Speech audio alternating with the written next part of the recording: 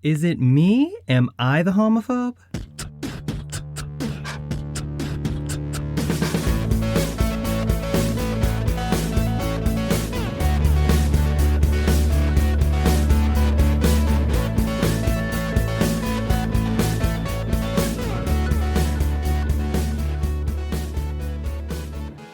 Hello, my LGBT cuties, and welcome back to another episode of A Jaded Gay. I'm Rob Lovelace, and today I am a jaded gay because I got into a little bit of a car accident the other day, a little fendy bendy, if you will.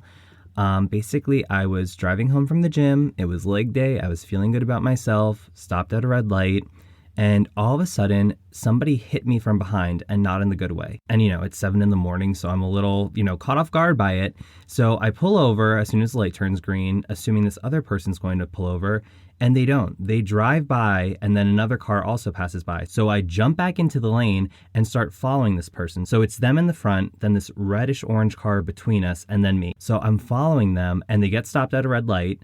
So I pull up illegally next to them and roll down my window. Now, normally, I get it. Accidents happen, so I wouldn't be totally upset. I'd be like, all right, let's just make sure everything's okay. But the fact that they drove away really pissed me off.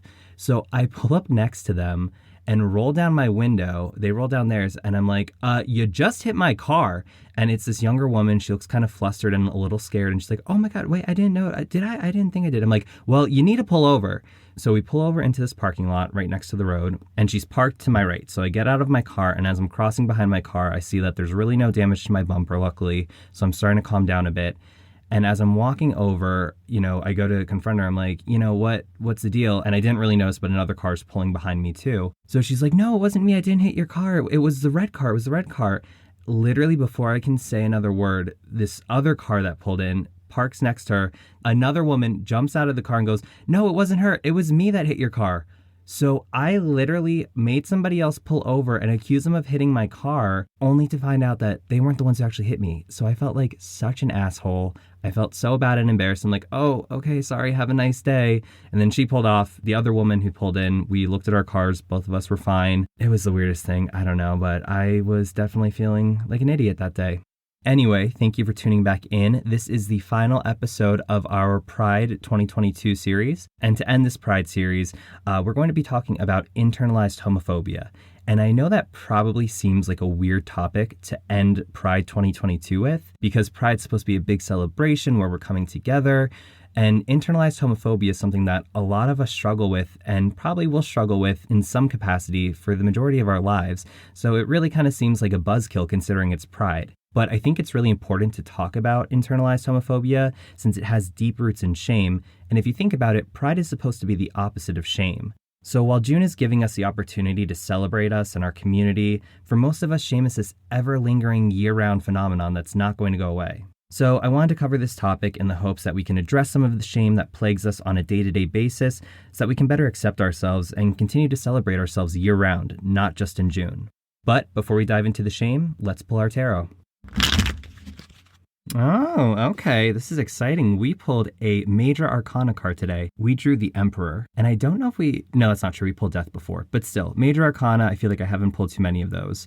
So just to recap for everybody, within the tarot, there's two components of the deck. There's the minor arcana, which is the 4 suits. They represent more things we should focus on day to day, whereas the major arcana captures the Fool's journey. So we start with the Fool, who has the value of 0, and it ends with the World. And basically the Fool's journey kind of starts from the point of conception to going through life, learning all these lessons. And when you get to the World, it's the final card in the major arcana, because if you think about it, it's kind of representative of an end of a cycle, death in a way, because when you die, you've achieved everything there is to achieve. You've learned everything there is to learn. There's no mystery unknown to you anymore. Again, not literally tied to death, but tied to the end of the cycle of this Fool's journey. And each card within the major arcana takes along new values and new learnings. So each of those are applied to the following card. So you're building up this knowledge, starting with the Fool and getting to the World. And looking at the Emperor, he's giving off some masked daddy vibes. He's sitting on a throne. He looks kind of serious. He has a long beard. The background's orange with some yellows in there. He's wearing a red robe. You could see that he has some armor on beneath the robe.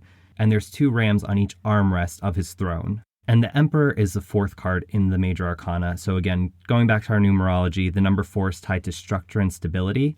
When you kind of think about the life journey of the Fool's journey in the major arcana, the Emperor is kind of tied to a father figure card. Again, giving off masculine energy, so it's very action oriented. And if you think about it, again, going back to when tarot was kind of conceived, back then, traditionally, the father figure was more of the disciplinarian, the authoritarian, giving kind of the structure and laying down the rules within the familial unit. So that's what we're seeing within the Emperor card here. And like I said, you see the rams on the armrests of his throne, which is tied to Aries. And in astrology, Aries is tied to individuality and personal power. The biggest takeaway with this card is that it's representative of inspired action and personal power. And when it comes to the Emperor, he's reminding us that we need to really take action from a place of power rather than reacting from a place of fear. And it's reminding us to have a healthy relationship with our masculine energy. And again, masculine isn't tied to being, mask for mask bro. The masculine energy within tarot is representative of taking action. So it's important to be in touch with that side of yourself that doesn't have fear, that isn't afraid to take action, and is always looking for the next step to kind of achieve what we're looking for. And it's also a reminder that we have permission to take up space, which I think a lot of us within the gay community feel that we don't have the right to do so. But this is reminding us that, we're here, we're valid, take up your space, channel your personal power, and take inspired action. And to do that, we need to connect to the inner authority within us, acknowledge our ambition, our drive, and the goals that we want to achieve, and utilize the power within in a way that serves a greater good, not just ourselves. And if you think about history, emperors were, the authority. They were powerful leaders. So this card is kind of giving us permission to embrace that sense of being our own emperor, of being our own leader, somebody who is seeking out respect and authority, which I think is really important as we talk about internalized homophobia. There's a lot of times where we may feel shame or not feel good enough, but this card should remind us to kind of push that away and realize that we are our own authority figure.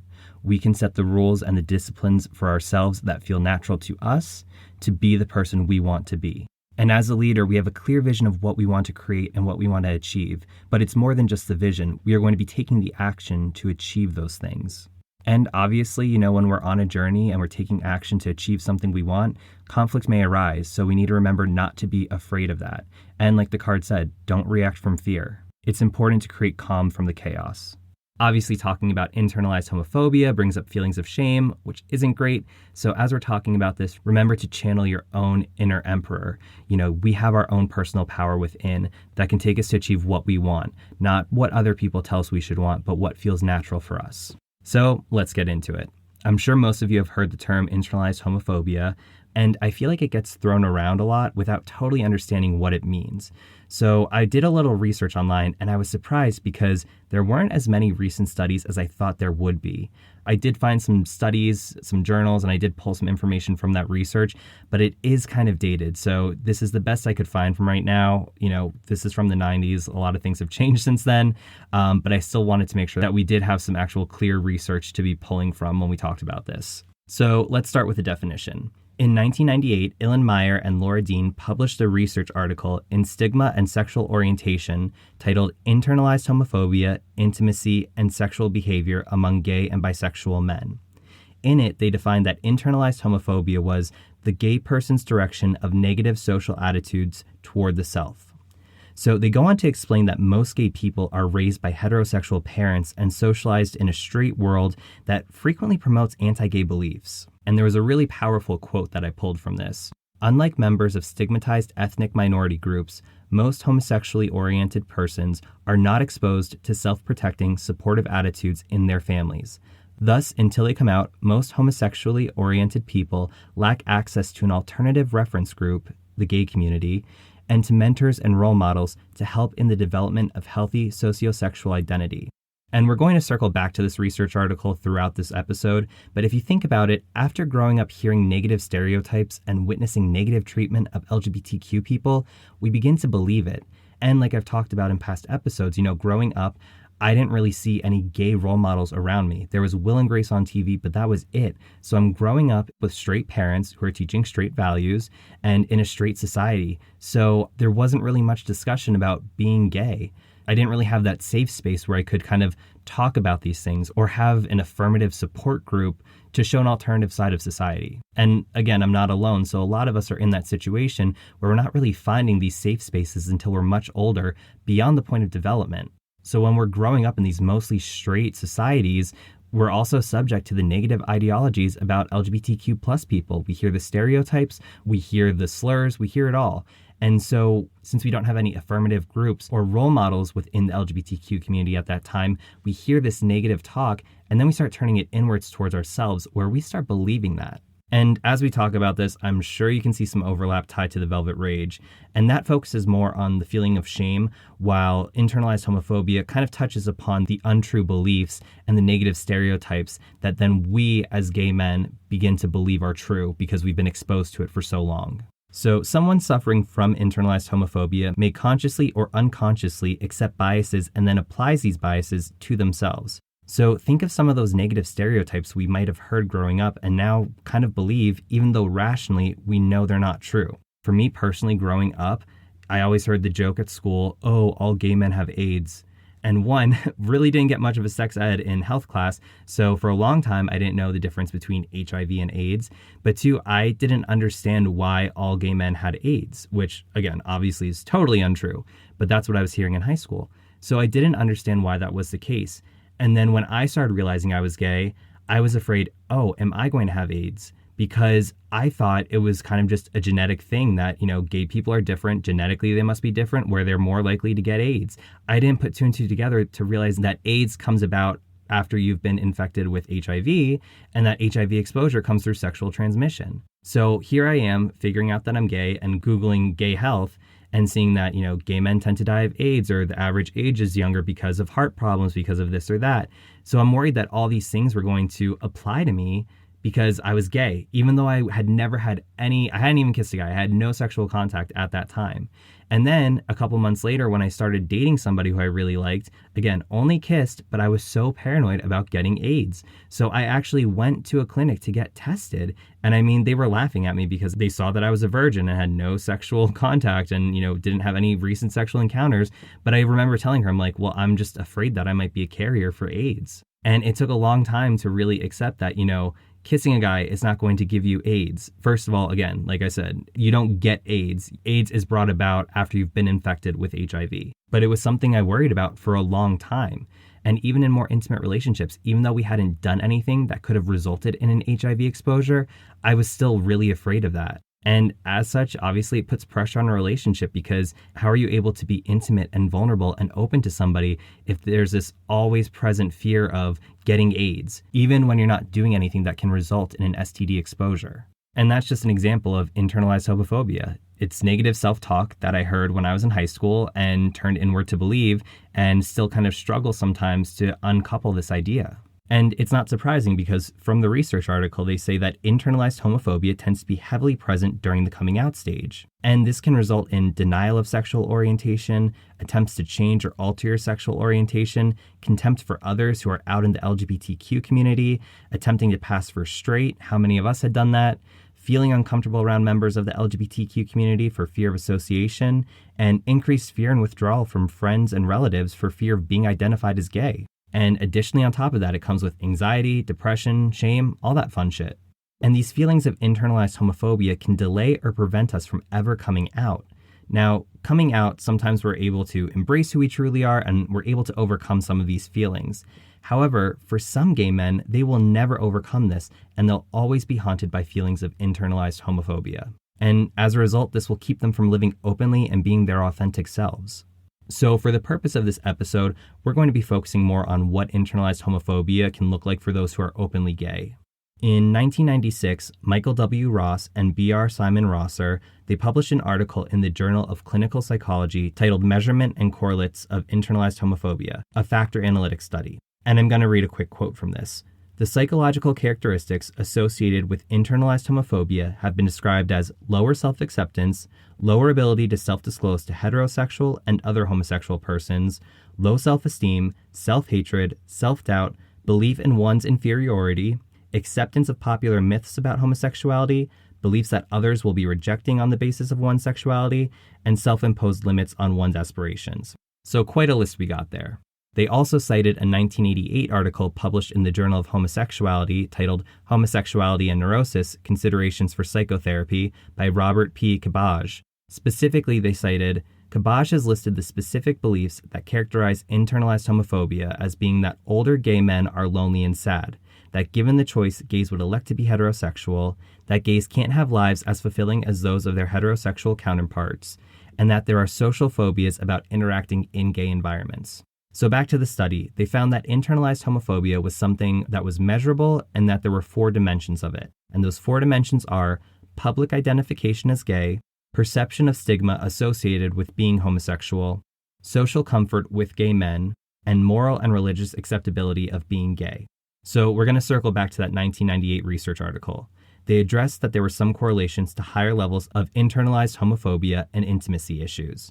Now, keep in mind, this was the late 90s. So at that time, there were a ton of stereotypes that gay men were hypersexual, had no interest in pursuing intimate, monogamous relationships, didn't want families or kids, and die or kill themselves desperate and lonely. Obviously, here we are in 2022. We're at a time where people are more vocal about their sexuality in the sense of, you don't have to wait till marriage. Believe me, I don't think anybody does. And people aren't as nosy about whether people want kids, and we're also seeing more visibility of open and poly relationships.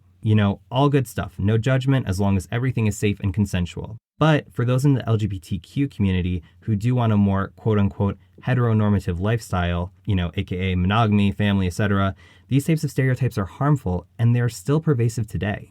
So that 1998 study asserted that gay men who internalize these stereotypes and beliefs may feel inferior to straight people and that they are unworthy or incapable of achieving the same goals as straight people. Unsurprisingly, gay men with high levels of internalized homophobia were unable to counter social attitudes regarding homosexuality, and as a result, they had greater difficulty in developing same-sex intimate relationships. Now, expanding upon this, Illan Meyer, who co-published the 1998 study, co-published another article in 2009 with David M. Frost titled Internalized Homophobia and Relationship Quality Among Lesbians, Gay Men, and Bisexuals. In looking at internalized homophobia and intimacy, that study found that higher levels of internalized homophobia are likely to decrease the quality of and satisfaction with one's relationships. So for starters, higher levels of internalized homophobia have been linked to greater sexual depression, sexual anxiety, sexual image concerns, and fear of sexuality, as well as lower levels of sexual esteem and sexual satisfaction. Also, gay men with higher levels of internalized homophobia were less likely to be in intimate relationships.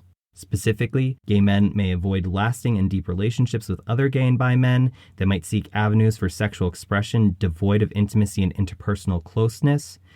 Within a relationship, it can actually cause conflicts and ambivalence, and it affects relationship functioning by reducing individuals' efforts to maintain relationships in the face of partner conflict.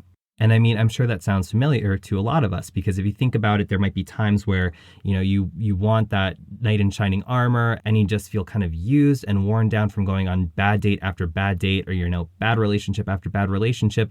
So some of us might turn to more casual sex. Again, if that's what you're looking for, no shame. But for those of us who are looking for a monogamous long-term relationship, turning to casual sex, it's really going to make you feel emptier because there's no emotion within it. It's so transactional. And, sometimes people might be telling themselves, well, can't really find a healthy relationship, so, at least this is the next best thing. And they might even try to convince themselves that they no longer want that kind of relationship, or they might feel unworthy of a monogamous long-term relationship. And that's a really dangerous belief if that's something that you do truly want out of life. And beyond romantic relationships, internalized homophobia can also affect the quality of our relationships with friends and family. Because if you think about it, if you're closeted, you're hiding a huge part of yourself from your friends and family. Or even if you're out, you might feel shame and feel like you can't talk about these things with your friends or family. That you can't talk about, gay-related issues, whether it's politics or, a bad relationship you've been in, or just feeling lonely because you grew up in a straight society and you feel like an outsider. Now, obviously, that can sound really dark and be bringing us down. But the good news is with internalized homophobia, there is kind of a silver lining with it. In the study we were just referencing, gay affirmative therapists stated that internalized homophobia is an early stage of a developmental process, and that as coming out unfolds, a gay person is expected to move toward a healthier adjustment and a lower level of internalized homophobia. So if you think about it, basically, when you come out, all those negative stereotypes, those feelings of shame, they're probably the most prevalent. And as we go on as gay men, as we go through some different dating situations, as we age and mature and see a different side of what the gay community is, we can kind of start overcoming some of that, or at least put some of those negative beliefs to rest and kind of quiet those voices of internalized homophobia in our heads. And as we move out of this developmental phase, the study recommends therapeutic intervention for internalized homophobia, which is directed at helping patients achieve greater self-acceptance and healthier adjustment to gay life. Now, odds are some of us harbor internalized homophobia to some extent. So we need to really work on embracing our authentic selves, not only for our own well-being, but for the entire LGBTQ community as well. So I'm going to read a quick quote from a 2020 Psychology Today article by Danielle Lyons. Here's what I want to get across about internalized homophobia. It touches all of us in one way or another, whether or not we're conscious of it. Dismantling deeply entrenched, systemic homophobia is a complicated undertaking, one I can't pretend to break down and eradicate through one post alone. But dismantling systemically starts with us being aware of ourselves, by acknowledging homophobia exists in all of us, to one extent or another, gay or straight, and across racial and socioeconomic lines. So how do we overcome internalized homophobia? Like I said in the interpersonal vulnerability episode, we are subject to bad dating behaviors, which can kind of affirm some of the negative beliefs and stereotypes we heard growing up. And as it affirms that, we might believe that it's not possible for me to find a healthy long-term gay relationship. We can start exhibiting bad behaviors and then also put that negativity out there towards others we date. And it becomes a never-ending cycle of hurt and of, negative affirmations. So it's really important that we work on ourselves to overcome and hopefully eradicate our internalized homophobia so that we're not only healthier and feeling better ourselves, but bringing our best selves forward to any dating situations we may have within the gay community so that we're also not bolstering any additional feelings of internalized homophobias within others within the LGBTQ community. So all that being said, how do we overcome internalized homophobia? Well, the Gay Therapy Center published a list of 30 ways to combat internalized homophobia, and I'm going to read off just a few of them. Find friends in the community who you identify with and understand it may take a while. And like I said in the Finding Your Community episode, you might not find that at a gay bar or through a gay dating app. You might have to really go out there and search for it, whether it's, finding online groups or just seeing what kind of LGBTQ organizations are in your area. And it may take a while, but don't give up on that because there definitely are other people like you out there. And it's really important to find that sense of belonging to help overcome any feelings of loneliness or isolation. Treat others in the community especially well. Like I said, we need to support one another so that we're not putting out any more negativity into the LGBTQ community. We need to bring our best selves forward and empower one another because one, it's just important to treat people nicely. And two, we already have so much shame and trauma and internalized homophobia that we shouldn't be amplifying that within one another. We should be helping each other overcome this. Notice when your perfectionistic tendencies are coming out and be logical. Try detaching from your thoughts to assess if you're being illogical and self-critical. If you have judgmental or non-affirming family members, learn to love them from afar so you're not constantly exposing yourself to their criticism and negativity. Date kind people. I wish somebody had told me that back in 2014. Work with an LGBTQ affirming therapist or life coach, which, as I've said before, cannot recommend therapy enough. Everyone should be in therapy. And maybe this is even the most important one. Be kind to yourself and practice acts of self-compassion. I feel like we work on ourselves to be kind to others, but when the idea of being kind to ourselves comes up, it feels like a silly concept. But we really need to, because obviously we're harboring some negativity from growing up in a straight man's world, and this can kind of surface in different ways, whether it's using substance abuse to numb pain or just kind of being down on ourselves and being overly critical of ourselves. So we really need to be kinder to ourselves. And while that might seem easy enough to do, it's also really hard to do because we've been in our minds for however many years. So how do we unwork some of the negativity we've developed within ourselves and start being kinder to ourselves? So I found a couple ways, and I think that this is really important. So even if you think this sounds stupid, after listening to this episode, at least try one of these concepts. The first is look in the mirror and say, I love you. And I know that sounds silly, but I used to say really frequently, oh, I hate myself, whether it was looking in the mirror and assessing my body, or if I just didn't accomplish something I wanted to, if I didn't get an A on a test, or if I was unhappy with how I dressed or something like that, it would just be, I hate myself, I hate myself. And really, hate is a strong word. And I think a lot of us have become desensitized to that word because we say it all the time, like, oh, I hate this, I hate that. We kind of use it when we mean like, oh, I don't really care for that, or I don't really care for this. But when we say we hate ourselves, that actually really carries a strong implication. And maybe, we're just being harder on ourselves and we don't actually hate ourselves, or maybe we do, but that could be really damaging. So look in the mirror and just say, I love you. This next one, I'm sure we've all heard of this before, but speak to yourself in a kind tone like you would speak to a friend. We're always there for our friends when they mess up or make a mistake or going through a hard time. And we never go, oh, you fucking idiot, why'd you do that? Unless you're my good friend Sarah, which she gets a pass because that's just how our relationship is. But when it comes to us, we don't do that. We do call ourselves names. We do criticize ourselves for making mistakes. Oh, how could I be so stupid to have fallen for that line? Or, oh, I'm so ugly, I'm never going to find love. We can't beat ourselves up for mistakes, and we need to be kinder when we talk to ourselves. Also, take a look at your current life and routine and see what you've been doing to care for yourself.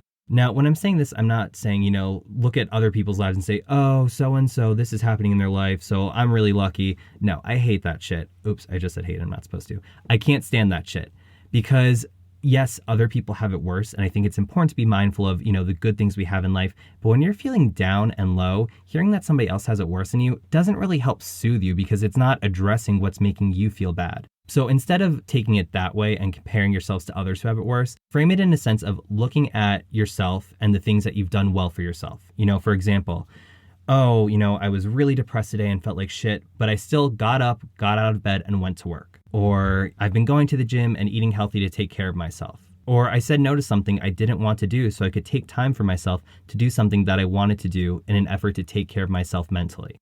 These are all really simple things, but I think we can take it for granted. Even myself, when I go to the gym sometimes, I'm not going there because I'm thinking, oh yeah, I'm taking care of myself. I'm going there because I feel like I need to so I can look a certain way. And then when I come home and take off my shirt and look in the mirror, I think, oh, you still don't have abs. You're not as toned as this person. Your biceps still aren't really big. Or, oh, this other person at the gym is, a lot more muscular than you.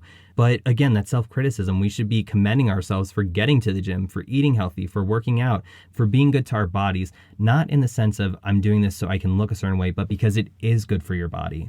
Same thing. I think a lot of us feel inclined to do things that we don't want to do. And now, obviously, there are certain obligations that you may not be able to get out of.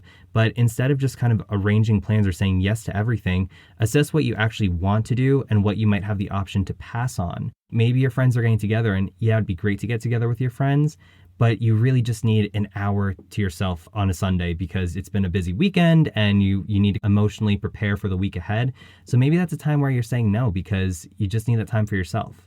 And most importantly, ask yourself what you need. Sometimes I think we're in such negative moods and we're looking at what we need to get done, but not what we need for ourselves. So, we might be thinking, oh, I need to do laundry. I need to cut the grass. I need to get this done for work. I need to go grocery shopping. I need to do ironing, this. But we're not saying, okay, what do I need for myself? Do I need to take a moment to breathe? Do I need to sit on the couch for half an hour with my phone in the other room and just watch TV for 30 minutes to really decompress? Do I need to go for a walk and be outside and feel the sun on me? What do we need? So we need to start asking ourselves that question in an effort to be kinder to ourselves. And again, I know this might sound cheesy. A lot of times when I read articles about how to be more compassionate towards yourself, I tend to roll my eyes. But this is a really important practice because it's actually not that easy. We tend to roll our eyes at this stuff because it feels uncomfortable, which is really weird because, we are the main characters in our own lives and we should be taking care of ourselves both physically and emotionally so that we're bringing our best selves forward and enjoying our life. So going through that list, you might have been scoffing at me for saying some of those things, but again, try to incorporate at least one of these into your life.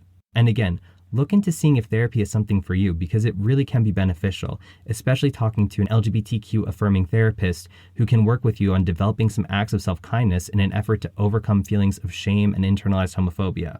And connecting it all back to the tarot, the Emperor is helping us channel our personal power so that we can take inspired action. And the Emperor is a very masculine card in the major arcana. So this is like pure action. So really, even when we're feeling at our worst, we do have this personal power within us to be our own authority figure, to set the structure and stability we need in our lives to achieve our own happiness. So really work on channeling that personal power so that you can take the action you need to work towards the goals you want to, and hopefully work on overcoming internalized homophobia, because again, this isn't just something good for us, it's good for the community as a whole. So closing out the episode, thank you all again for listening. Happy Pride. We're coming towards the end of Pride 2022, but remember, Pride should not just be a month-long thing. We should be loving and celebrating ourselves year-round. And also, keep an eye on July 1st to see where the rainbows go and hold those corporations accountable. We don't just want them to be marketing towards us at Pride. We really want their support in donating their funds to LGBTQ charities and organizations, and not donating to anti-LGBTQ politicians, which they have a tendency to do. As always, please remember to rate, review, and subscribe.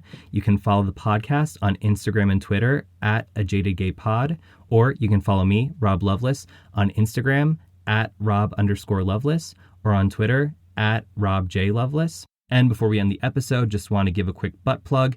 My friend Sarah McKnight published a book back in March called Life Support, which I definitely recommend. Just to give you a quick synopsis, it's a young adult novel. There are these 5 high school teens who are all going through different struggles, whether it's, eating disorders, self-harm, anxiety, abusive households, and they all end up coming together and kind of forming this club where they're supporting one another and helping each other through their own personal struggles.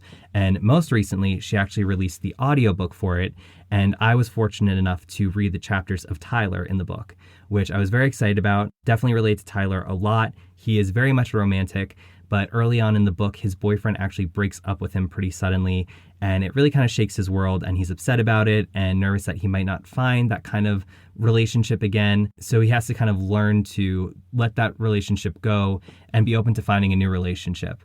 So I really enjoyed reading for him. I was glad I had the opportunity to do that. And the book was great, loved it. The audiobook is great as well. Both of those are on Amazon, so I will include the links in the show notes. Please check it out. You can also follow Sarah on Twitter at McKnight_writes, and I hope you enjoy it. Once again, happy Pride. Again, keep celebrating year-round, keep loving ourselves, practice self-compassion, and remember, every day is all we have, so you got to make your own happiness. Bye!